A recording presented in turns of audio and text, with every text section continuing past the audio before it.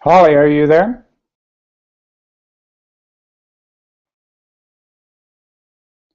Holly, are you there?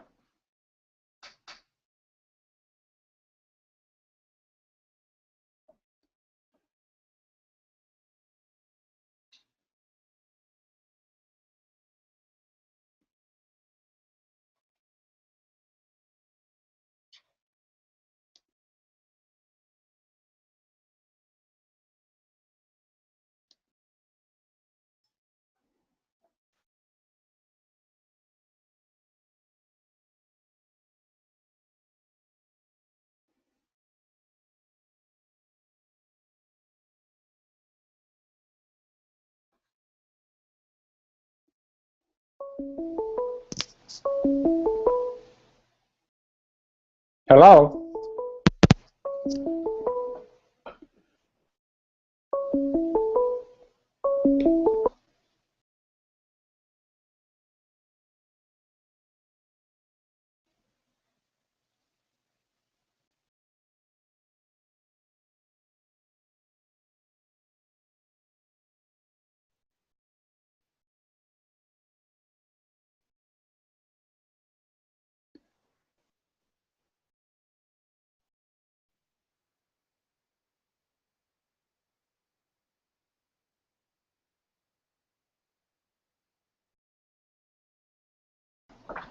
Well, I don't understand. Hey, there you are. Holly, Hi, Gary. How you doing? did I goof up again? Sorry? Did I goof up again? No, no, no. It's all okay now. We've got it sorted out. You're sure? Yes, absolutely. Okay. I think we're Can you filming. hear me okay? Oh, yeah. Good. Yes, we are. Absolutely. It says we're live, so we must be live. Yeah. Well, it has to be live. So, Okay. so how are you this evening? Well, I'm very well. It's got a little cooler here in Spain, so that's quite refreshing. I've been doing a lot of work over the past couple of weeks, so it's nice to finally have an opportunity to do something different in the form of this interview. Good, but it's good you've been doing a little bit of work. Yes, absolutely. Yeah, I've been working on launching a new sales funnel, which is specifically targeted to single females who are just having a bit of an issue expressing themselves in relationships. These typical confident, strong females who seem to have it all, but they're wearing a mask because they're worried about coming across too strong. So through the videos I've made now for them, they're going to be able to drop the mask and start being who they really are, and most importantly, getting the results that they want. So it's all looking very positive. That's a good thing. That's a good thing. Absolutely. So we get a chance to redo. Yes, absolutely, we do. Which is always a nice opportunity. Everybody likes to have second chances. Too bad we didn't have the first to look at so that we could compare, yeah. Yeah, well, never mind.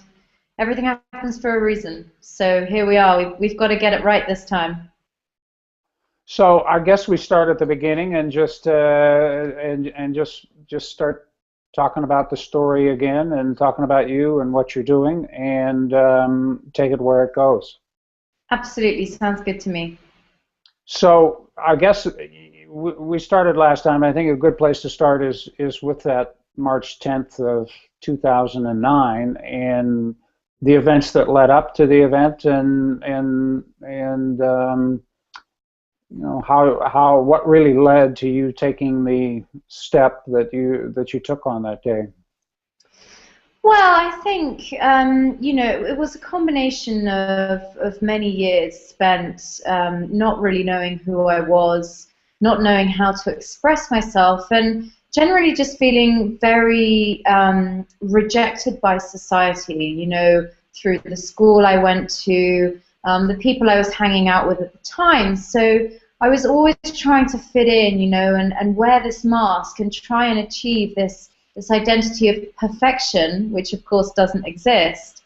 And really it was just a case of things really getting out of control, I wasn't really aligned with, I didn't even know who I was, what it is that I really wanted. And of course what I was doing was trying to escape this uncomfortable feeling that I had of spending time with myself. So I was partying a lot, I was drinking a lot, I was using drugs. And of course, when I started feeling bad around the age of 18, I'd been to see some mental health professionals, psychiatrists and psychologists, and they'd put me on some very, very strong medication. At one time I was actually taking 16 different types of medication daily. So really, yeah, I was just looking away to escape my reality, and one day on the 10th of March 2009, I just realized, hey, you know what? I've had enough. This is too hard. I don't know who I am. I'm completely lost. There's not really much point for me being here. So of course I wanted to take the easy way out. So I positioned myself on top of a fifth floor balcony, forgot my cape, and jumped off. And I didn't fly on this occasion, but I was very fortunate in that, yes, I was given another opportunity to really, really have the life that I always wanted. And that's really when my journey of healing and growth began. On waking up from a 6-week coma, just thinking, okay, something really has to change here. There's clearly a reason for me being here, and I need to figure out what that is. So, Holly, before that date, had you thought about taking this kind of a step previously, or was this just something that occurred on that day? Well, you see, it's since turned out, I was never actually officially diagnosed with a mental illness such as depression or bipolar. I'd always go and see these professionals, and they'd never really be able to tell me what exactly was the problem. I never got a firm diagnosis that made sense. So in answer to your question, no, I'd never really considered it or seriously thought about it in the lead up to this date. And it was a combination of desperation, panic, fear, and, just wanting something to end, wanting something to change. And that kind of overwhelmed me and caused me to behave in this really impulsive way of just thinking, oh, one extreme to the other, everything's crap, it's never going to change, I've had enough, I refuse to continue fighting every day of my life just to have something work out for me. So I decided it would just be better to give up. And now, 5 years on, I'm very glad that I didn't get my wish in that moment, and that I am in fact still here to tell the tale. Because in doing that, I'm now able to inspire other people to get through, move past their challenges and to really be the people they want to be, and most importantly, to appreciate who they are and to know that it's really great to be yourself and to express yourself in all ways. if you want to get, ahead and reach your full potential, Is which this, is what I do. yeah. Yes, sorry, go on. No, I didn't really want to interrupt. I thought you were at a break point, but Well, I was, but then of course, as always, something else comes to mind. So yeah, obviously the way I look at it now, is I've kind of changed my perception of what happened. I really do see it as a second opportunity at life that I was given, and I've always been very conscious of using that second opportunity to really discover my purpose and do what it is that I know I'm here to do. And of course, as I said, everything does happen for a reason, and I feel that in the work I do now, coaching other people to reach their full potential and to overcome their blocks and align with who they really are, that probably wouldn't have happened if I hadn't have gone through what I went through those years ago. why do you think it is, Holly? Because I mean, apparent to me and apparent to you that so many people wear the mask, as you put it, don't really know who they are, and even if they do, are fearful of allowing others to know it. What is behind that? How does that occur, and why does it occur so frequently? Well, I think it occurs for one reason, and that reason is obviously as a result of the conditioning that we received as children. So from the ages of 0 to 6, we're actually, if you compare us to a sponge, we're absorbing everything that we're told and everything that we're experiencing as truth. So if at some moment during those first 6 years of your life, you've been told, on a consistent basis or made to feel like you're not good enough, no, don't answer back, or that's not right, you'll never amount to anything, that of course is what you're going to form your internal master operating program on. And those limiting beliefs that you've formed about yourself as a result of the conditioning that you've received in early years is what's going to keep manifesting in your current life, So a very common example of this is a lot of my clients who I work with, they're very much alpha males and females, they're confident, strong, successful, they seem to have it all, but on the inside, they're actually, they are wearing a mask. And it all boils down to the fact that they don't feel like they can really express themselves for who they are. Now, with this kind of, alpha type personality, a very common thing that we were always told when we were younger was, don't speak out of turn, no, for females, men don't like that, men don't want women to really express themselves and let the guy take the lead. And this is all conditioning that society and school and peers and parents have taught us to accept as reality. And that's what it is that's causing us to wear this mask, simply for the fact that we don't feel at a deeper level that who we really are is acceptable. So we try and be someone who would be acceptable. But of course, it's only a matter of time until, the cracks appear and the mask falls off. Interestingly, I watched an interview last week. An individual who had been a professor at Yale and was an Ivy Leaguer himself here in the U.S. And his book that he had just written really talks about the fact that the Ivy League creates a herd of sheep.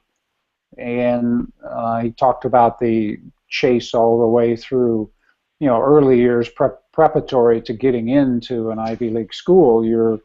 You're told that these are the things that you must do, and these are the ways you must behave. And when you get to school, then there's even a greater pressure from the school itself to channel you, shape you, and frame you into that own image.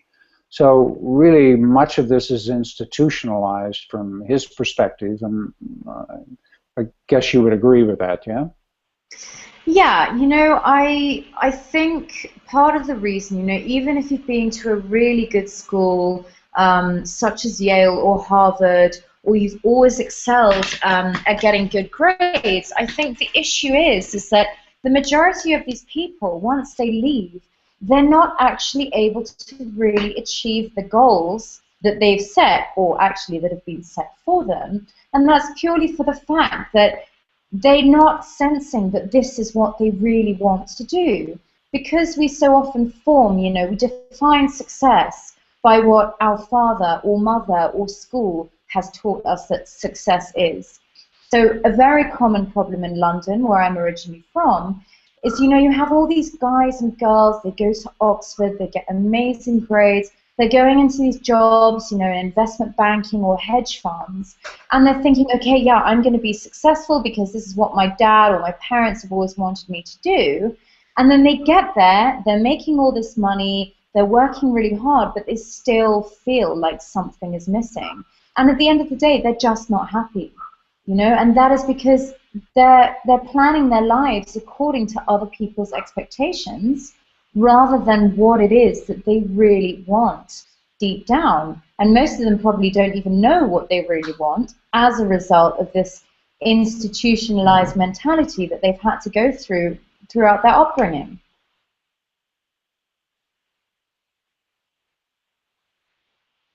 About, and this is a bit of a sideline, but he talked further about the fact that people coming out of Ivy League schools, and I mean, you just mentioned two of the professions, the hedge funds, investment bankers, but he talked about the fact that basically they're channeling people to one of 6 professions and one of 6 roles in life, which is really a restrictive shaping process. So you mentioned the same thing relative to our Oxford, and I suspect Cambridge would be the same way. Yeah. Hollie, how do you break through with people? Do you see basically people who have already realized that this is a challenge for them and are seeking help, or are you breaking through in another way so that they begin to realize that they perhaps have a great deal of dissatisfaction, and this is the source? Yeah, absolutely. I mean, I have a very specific type of client, you know. I feel my methods of working are very powerful, and it does require a certain amount of awareness, or at least a willingness to become aware of what it is. So at the moment, if I look at my existing clients who I work with worldwide via Skype, it's a bit of a mixture, you know. Some of them already know, you know, they've been through this rock bottom. They already know that, wow, okay, something needs to change, and they can pinpoint, you know, what it is that they're experiencing, and really what they're looking for is for somebody to help them, you know, guide them through the process of overcoming that. Now, then you've also got other people who will sense that something's not right. But they're not, they might have an inkling about what exactly it is, but they're not really at the stage where they can fully pinpoint exactly what it is that needs to change. They just know that something does, and they know that they're not happy. So then we go through a process which I've developed, which is actually all about tuning into this feeling of discontent and unfulfillment that you're feeling. And through the process I do, you know, we actually manage to trace it back to the root and get really, really clear. And 99.9% of the time, there will always be a belief system attached with that. So initially, when we start working together, you know, we trace it back to the roots, and then we get really clear on what exactly it is that needs to change, and we then implement a moving forward process of making that change happen, you know. And it's a combination of sessions together where I coach them through the work, and we use various techniques to get resolution on these triggers and charges that they're experiencing with their emotions. But it's also why I say that it's for a very specific niche of clients, is that it is rigorous, you know. This is lasting, powerful transformation, and of course, that doesn't always come easily. So it's a combination of my working with them, but also there's some work for them to do on their own. And that work is really about consciously committing to the process of making it change and be able to follow directions, you know. It's no good, you know, paying X amount of money to have sessions with a coach and then going away and not implementing, you know, the plan that you've come up with together. So, yeah, my clients, although they may not know exactly what it is that needs to change, they do know that they're willing to commit to the process. And in order for the work I do to be effective, that really is a requirement, you know, for the process that I take them through. Is there a way, do you think, you've mentioned before that that you went to boarding school, and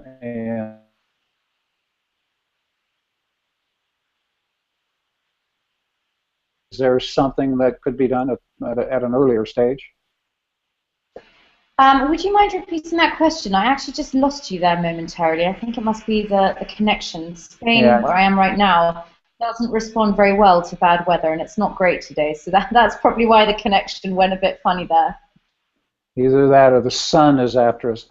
Yeah. Yeah, Holly, I guess what I was asking is that is there a way to break through with people earlier in life? Is there some way to avoid this? I mean, I guess I would call it almost a crisis in life before people begin to recognize that they have an issue and that they're not satisfied and that whatever they've done hasn't worked to provide that satisfaction. Is there a way to get to this at an earlier stage? Yes, absolutely. I mean, obviously, I can only speak from personal experience, having gone to a very old-fashioned, all-girls British boarding school. So I can really only talk about the advancements that are being made within the British schooling system. And what is already starting to happen is that, you know, more and more awareness is being brought into the equation from a much earlier age. So it's a lot less competitive, you know. Teachers and schools are really becoming aware of how harmful it can be, you know, to set people up in competition with each other. So a very typical thing in my school when I was younger, you know, we were divided into different categories of classes or sports teams, depending on whether we were good enough to be in the A team, the B team, the C team. And I think it went right down to F, you know. I was actually in F for the maths classes. But I do know that, yeah, of course there's a way. And really it's, you know, it's a case of the teachers being educated themselves, you know, on how you really need to get through to people at such a young age and also learn, you know. It's really all about information, you know. These teachers are essentially like robots to an extent, you know. They're doing what they were taught to do, and they're not actually taking into account, you know, the effect and the psychology of it. So I think, yes, there is a way to start implementing this change and raising awareness and prevent people getting to this stage in adult life. But it really all starts with, you know, the teachers being educated themselves on, you know, what is the best way to encourage people to reach their full potential, you know. What methods can you use to really observe, you know? If a kid is clearly creative and really into art but useless at maths, well, don't push them so much to, you know, to define success by going to law school or going into investment banking, because they're not going to achieve, they're not going to succeed that way, you know. And it's really important, in order to keep kids motivated, to start letting them define their own definition of success, which means, you know, praising them, encouraging them when it comes to an interest of theirs, and not being so harsh. You know, a very typical thing in English boarding school is detention, you know. That still exists. That is basically punishing somebody for not behaving in a way that they've been taught to. Now, I'm not saying you should let them run riot, and obviously discipline is required. If you want to have 500 kids in one institution, you've got to make sure that, yes, there are rules to be followed. But when it comes to giving somebody detention because they failed a test, I don't think that's necessarily fair, you know? I mean, rather than punishing somebody for not showing up at a class, find out why they aren't showing up for that class. Like, find out what it is that makes them not want to go and deal with that. In big companies and big corporations today, you know, employees are always given incentives to work towards. And that's what I feel they should be doing with children, not taking this hard approach of pushing them down this line that is the society's definition of success, and rather push them down the path that they choose to go down, and really try and help them to flourish and succeed in their own way, rather than beating them with a stick regarding what not is correct, what is or isn't correct. Hollie, you have found your purpose. Did you wake from the coma and instantly know and identify that you had found your purpose, or was this a process? No, absolutely not. You know, it is a process. I'm a firm believer that our purpose and our reason for being does not just fall into our lap. You know, we have to actively seek it out, and it's really a process of getting to know yourself, getting to know your values, and then figuring out, you know, what your purpose is. Now, a purpose does not mean that, okay, I'm going to be the next Mother Teresa. If you want to do that, that's great. But your purpose can, you know, be something as simple as like, I know that I'm meant to be a mom, so I'm going to give everything I possibly can to my kids, and that is my purpose. And now that I'm aware of it, I'm going to align all of my actions and words with that. So for me, no, it definitely wasn't, you know, a wake-up moment where I thought, okay, yeah, this is my purpose. I know this.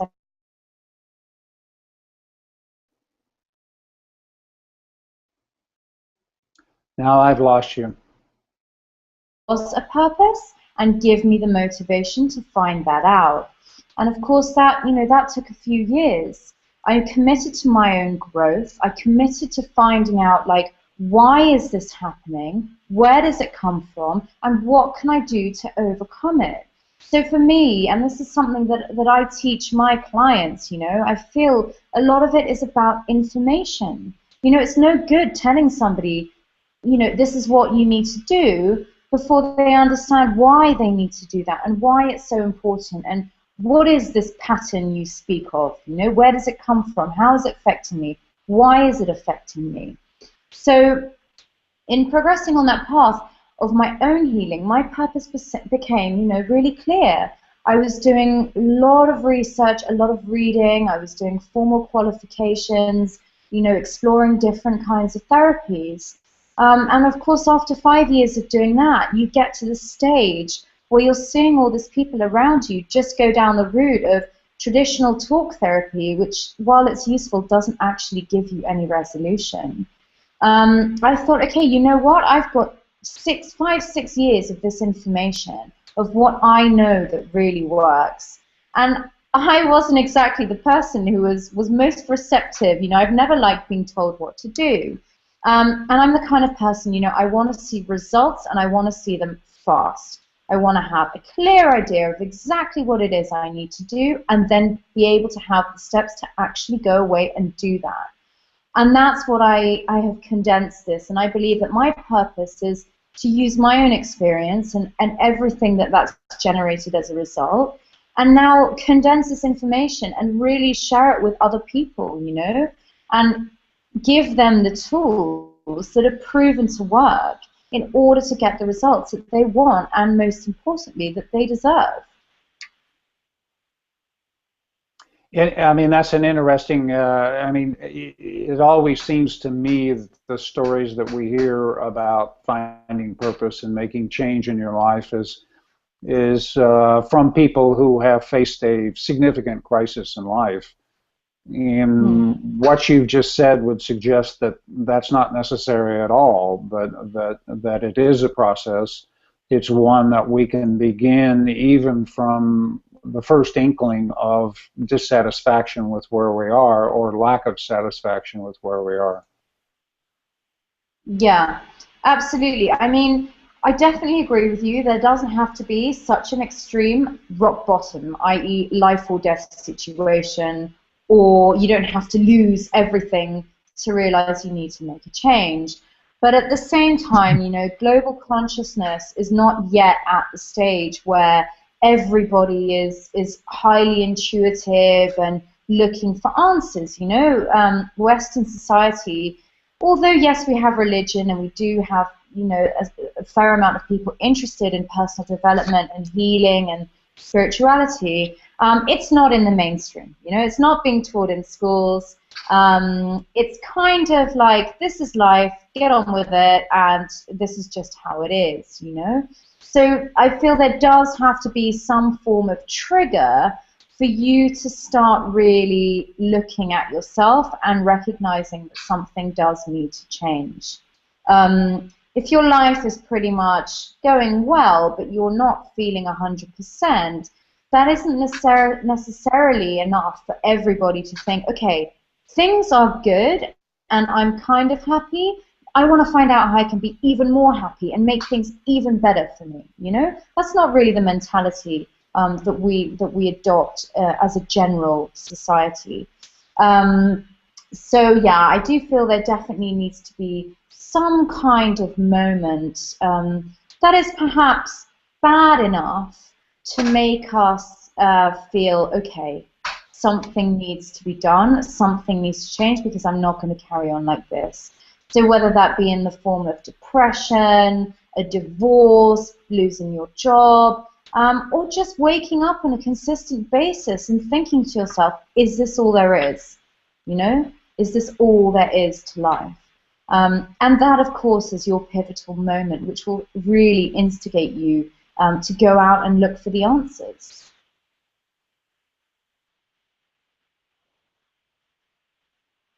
Doing mostly coaching, or are you doing coaching and or a balance of coaching and seminars? Well, right now, I'm actually focusing on working one-to-one with clients. I really, at this stage, you know, I really believe in something that perhaps I could have achieved in a shorter amount of time with regards to my own growth and transformation.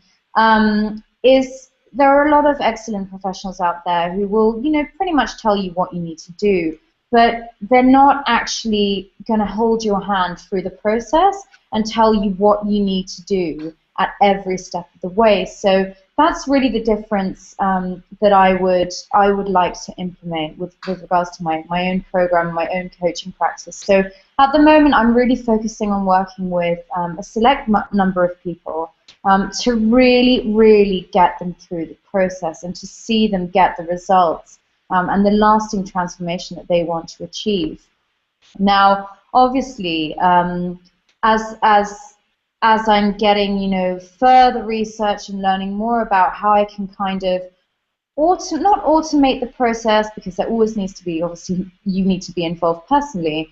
But once I've moved down that path a bit further and built a larger database in different areas, I will be going on to give seminars, which will be great for people who perhaps either don't have the finances or the time to commit to a coaching process, you know, once a week for X amount of months.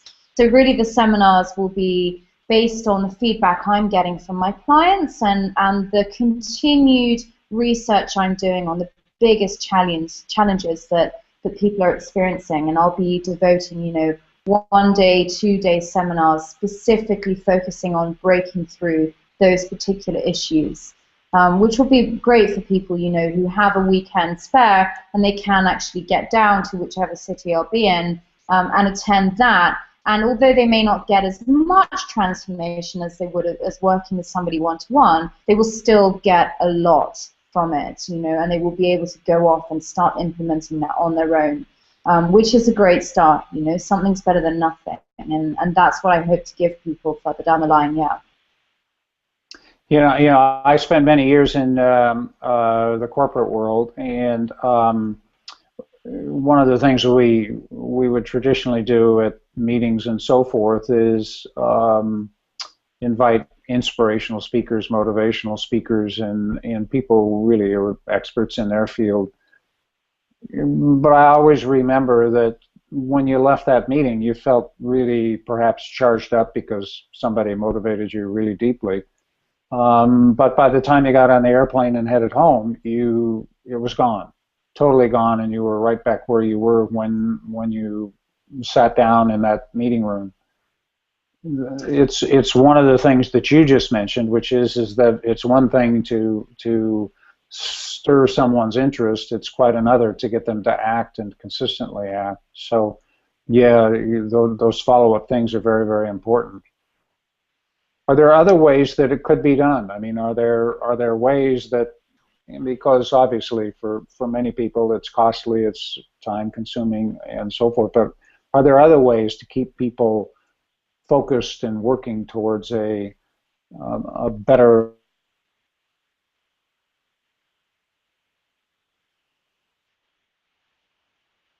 Did I lose you, Holly?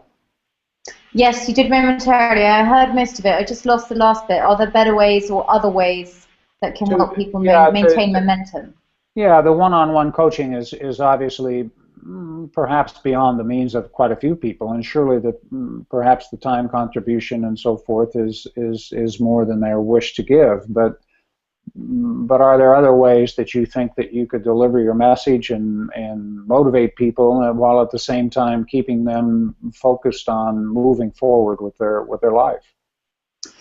Yes, absolutely. Obviously now, nowadays with YouTube and webinars and the growth of this industry online, even if people can't afford to, maybe attend a seminar or have one-to-one coaching with somebody, in that case, they're going to really have to hold themselves accountable.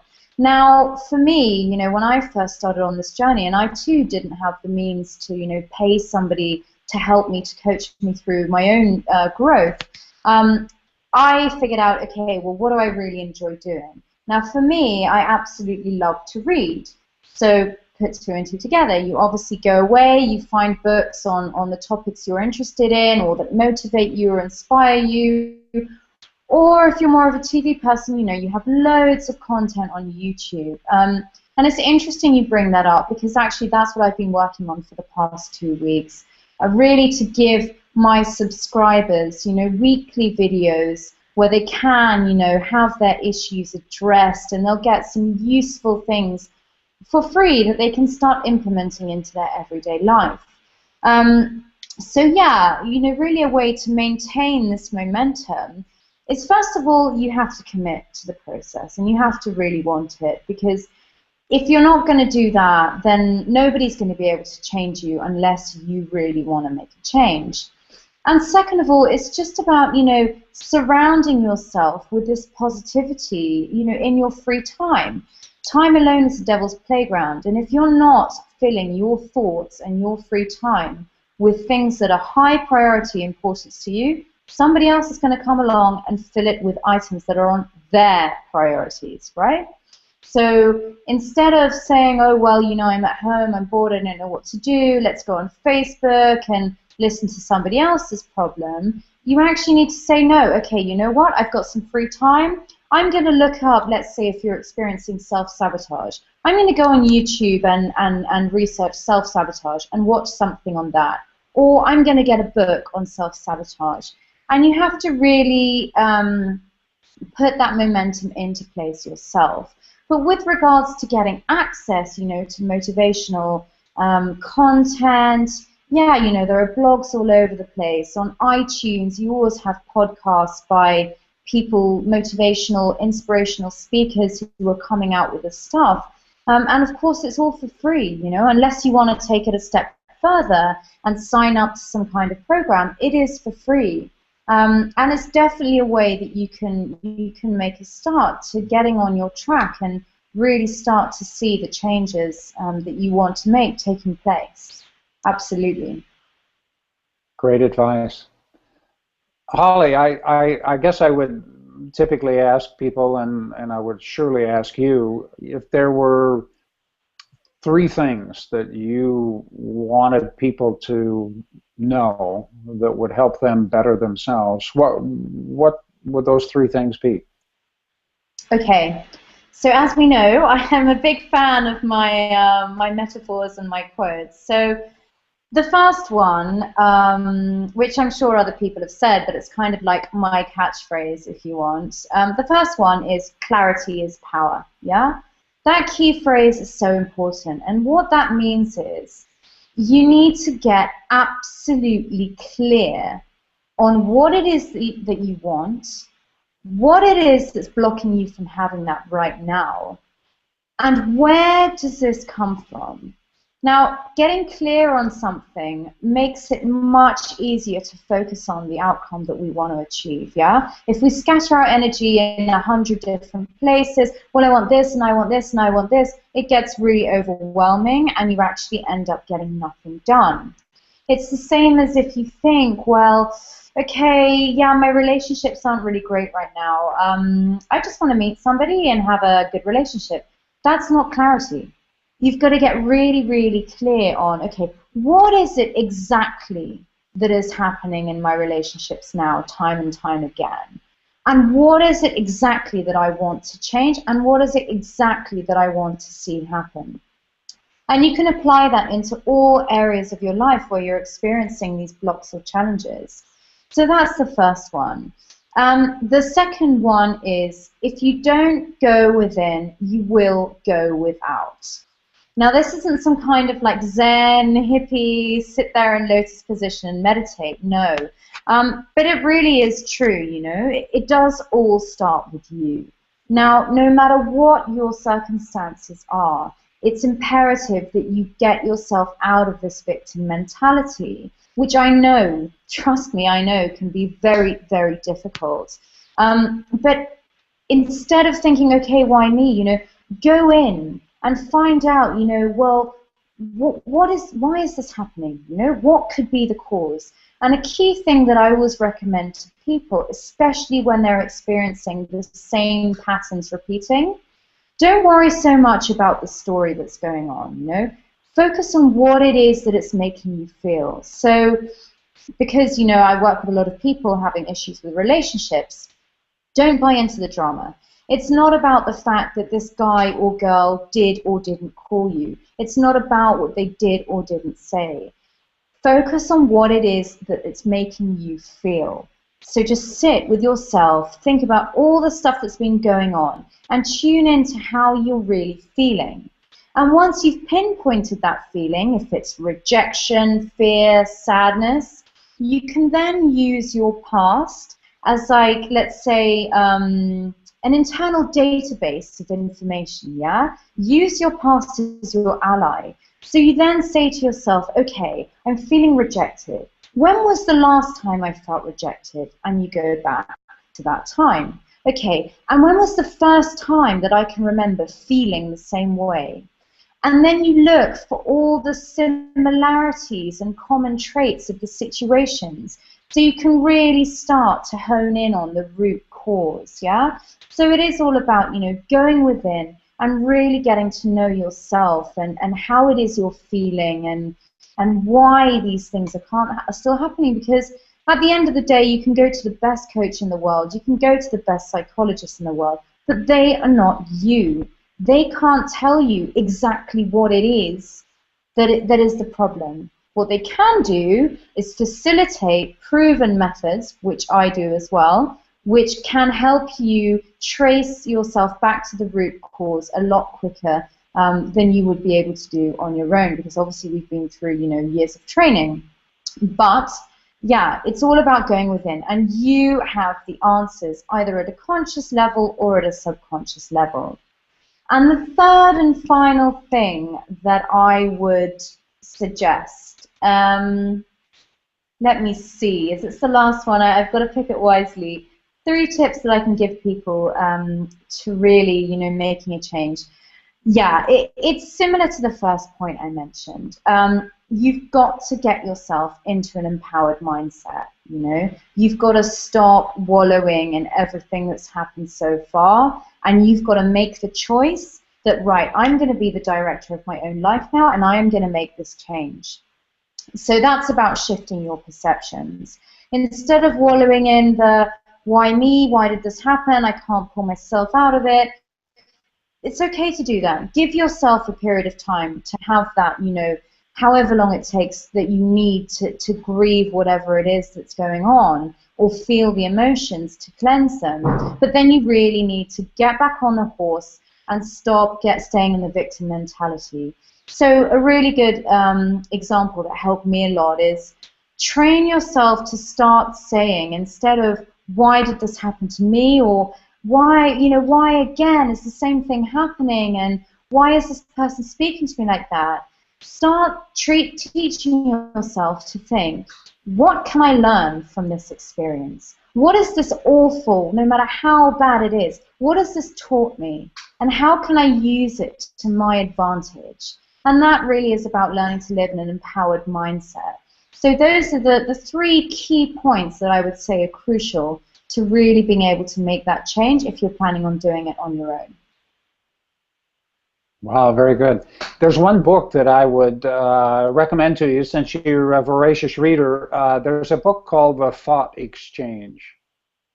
And it's written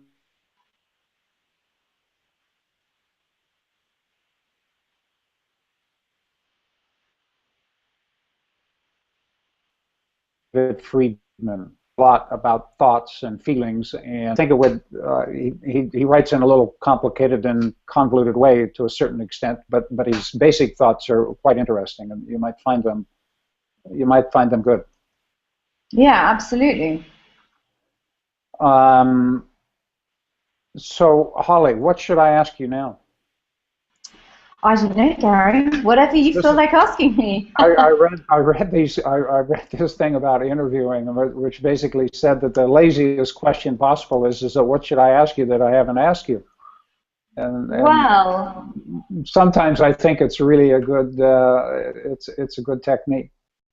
It is. It would be a very good. Actually, I can see how that would work if you're interviewing somebody for a job. You know, because it does tell you a lot about the way that people are thinking. I think in this case, you know, you could ask a million different questions, but specifically, I think more it's about, as I said, sharing the information. So I'm going to flip your question into a request to share some valuable information, which I will do with you now. So we won't have it in question form, but I'll just tell you something that I feel is something that, you know, would be really valuable to your readers to know. And it does go back to the first question that you asked me, which is, you know, how are people, why are people feeling this need to wear a mask, and you know, what is this causing them? So let's focus on that for the duration of what would be this question. And it really is about, you know, why it's so important to drop the mask and really learn to be yourself. The reason this is so important is that the longer you're wearing this mask and trying to be somebody else, the longer you're disconnecting from who you really are. And as we know, you know, as we mentioned earlier, when you're small, you already have formed these subconscious beliefs. Either I'm not good enough, or they're better for me, or I can't accept myself, whatever it is. And the longer you continue to wear this mask and try and be somebody who you're not, the longer you're going to actually at a subconscious level keep confirming to yourself the belief, you know, that you've formed. And the reality is, in wearing a mask, you're still not going to get the results that you really want, because you're going to get the results that the persona you're pretending to be would want to get. And of course, that's not really who you are. So they're not, in turn, the results that are actually going to make you feel fulfilled. A lot of the time, we'll try and especially, you know, going back to the thing of relationships, because that's the thing that I feel is the most common difficulty that most people, certainly of my generation, struggle with. You wear this mask of who you've been taught or who you falsely believe you should be, and then what happens? The other person, in a friendship, in a relationship, in a work, you know, work situation, whatever it is, they start liking and trusting and, you know, wanting to be with this person you've created. But the problem is, that's not you. And sooner or later, you know, my mother always used to say, the truth always comes out. And there will be a moment where you'll be off guard and the real you will come out. And of course, that isn't going to have the effect that you want, because these people have fallen in love with the persona that you've put on. You are not what they've fallen in love with. So you're going to kind of set yourself back at that opportunity, you know, and that incident, and you're going to have to start the whole process again. So it's much better to find out ways that you can really start to be who you are. And then you'll have the confidence to know that, okay, well, if this person likes me for who I really am, then they're a keeper, because they're going to appreciate and accept me for all my negative qualities and for all my positive qualities, and that's okay. And when you really get your head around that and you start to do that, it's like the pressure comes off, and you know that you don't have to be this show poodle, you know, always trying to perform your best no matter how crappy you're feeling inside. So that, I feel, is the key thing that we will all really start needing to do, is to drop this mask and really get to know ourselves, and then be able to express ourselves for who we really are. All kinds of things come to mind. One of the questions I would ask about schools, we talked about parents as encouraging or fostering us to wear a mask to satisfy their expectations, not our own. And there's another force in the world, and perhaps that's being rejected at a greater rate than it has in the past, but even a greater force is the economic one, which is that in the job world, which consists in today of mostly giant corporations who have their own expectations of behavior and what people are supposed to be, that is a very, very, very powerful tool or encouragement or weapon to cause people to continue to wear a mask, or to shape a new mask, even to be even a different person in that environment than they might be in their personal life. Have you experienced that in your work? Well, I haven't actually, because we all know about my aversion to discipline and authority, which comes from my very intensive few years at an all-girls boarding school. I've actually always worked for myself, purely because I've never wanted to conform and to wear a mask. So I personally haven't experienced that, and especially in my profession now, you know, being a coach is really about being authentic and encouraging other people to do the same. So I haven't personally experienced in my professional life having to wear a mask or fit a role per se, but I definitely have experienced it in my personal life, you know. That was one of my biggest struggles that I really had to get through, especially with relationships in the past, friendships or relationships with men. And that is, of course, as a result of the conditioning I received from the upbringing that I had. And it did take time to break through that. But now I think it's fair to say that I'm pretty transparent. Like, what you see is what you get with me. And I've learned to realize that, you know, we can't have everybody cheering for us, you know.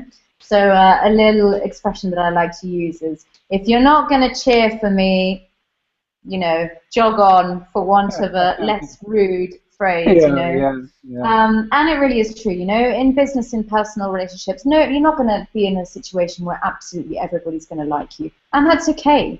You don't need everybody to like you. You need yourself to like you, first of all. And then you know, it's nice to have, you know, that core group of people around you who will be cheering for you. And sometimes, you know, it's better to have less people who are really, really of a high value to you and adding value to your life than be surrounding yourself with hundreds of people who are just, you know, not bringing out the best in you at all.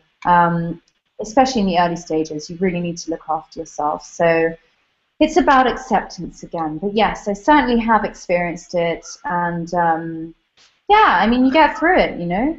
If you commit to yourself, you will get there. That's a guarantee. You know, anybody will tell you that. Very good.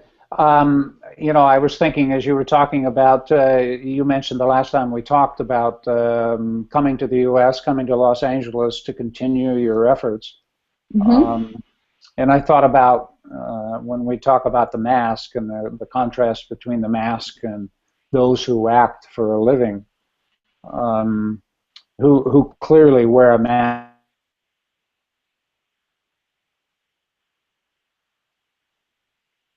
Difficulty really finding out who they are themselves because they are playing roles.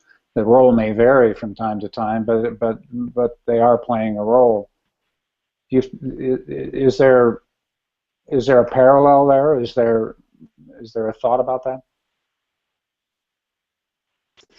Well, unfortunately, I seem to have lost you again. But from what I gather, your question was, I'm thinking about moving to Los Angeles, and of course, it is, these people are actors. They're trained to wear a mask for their profession, and sometimes that overlaps into their personal lives. Was that kind of the gist of it, or? Yes, that was the gist. Very well said. Okay. Um, yeah, I think it's definitely, yeah, I think, first of all, when people who pursue an acting career, it's important to recognize and understand that actually they're following their passion. Acting is what they love to do. Now, the problems come in, like any of us experience problems, when they're unable to balance work and personal life, which I know is super tough when you're the celebrity, you're surrounded by people all the time. But in this case, it is really a case of staying grounded, and again, having the mental strength and the conscious knowledge of knowing that you have to foresee the consequences of your actions. So that's living a life of cause rather than effect, yeah? So while it is really difficult to separate, it's not impossible. There are people who've done it. Obviously, when you get celebrities where, addictions, drugs and alcohol come into play, it makes it a hell of a lot harder. But if these people have, a good team of professionals around them, which they should do, most of them will be pretty good at remaining, being able to separate that persona they're playing and who they really are. And if they're not able to do that, well, sooner or later they will, and that's where people like me come in, me and you and the other professionals that exist, around the world. Because without them, we wouldn't be in business. So these are the people that inspire us to really give others the answers and to help them break through.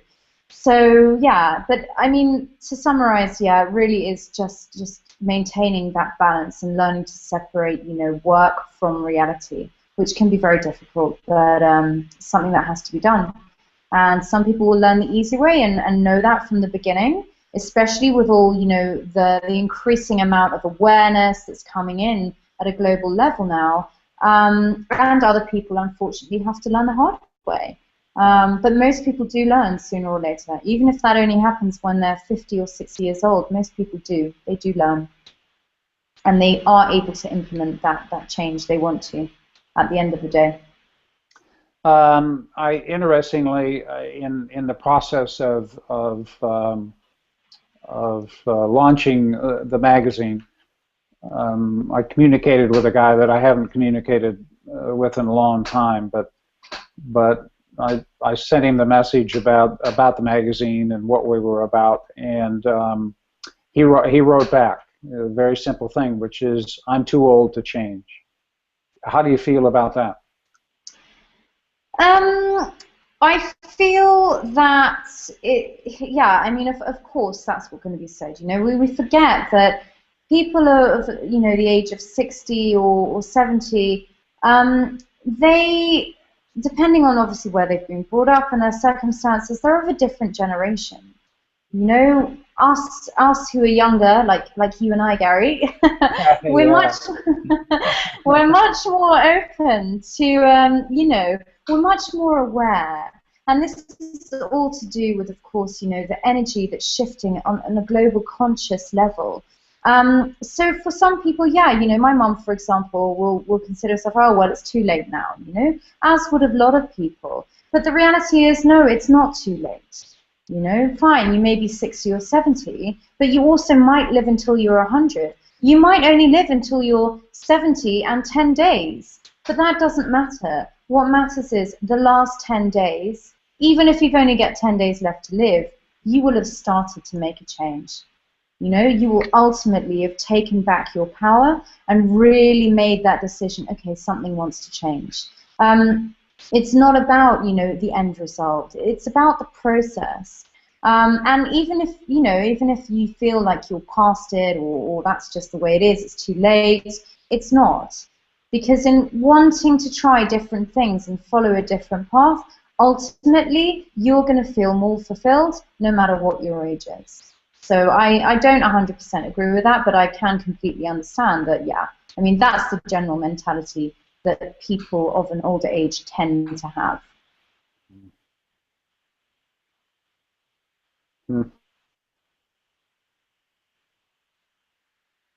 On making some changes. Just a little humor there. Holly, Yes. I think we've probably said enough at this point, and wow, a very powerful message, and I really probably do think this is better than we did the last time. So. Well, practice makes perfect, right? Yeah, I hope this one turns out. So, when are you coming to the U.S.? Well, my plan is to head over around February or March. Obviously, as I know better than anyone else, you can make plans, but really you have to just trust that life is going to lead you wherever you need to go once you put the intention out. So that's my plan for now. It could change, but for the moment today, my plan is to be out there by February, March. Hey, I wanted to share with you too. This weekend here in the U.S., I met a guy that I had interviewed, similar to this interview, but I'd interviewed him, oh, I don't know, 3 or 4 months ago. Who was a Brit, and he had lived in Australia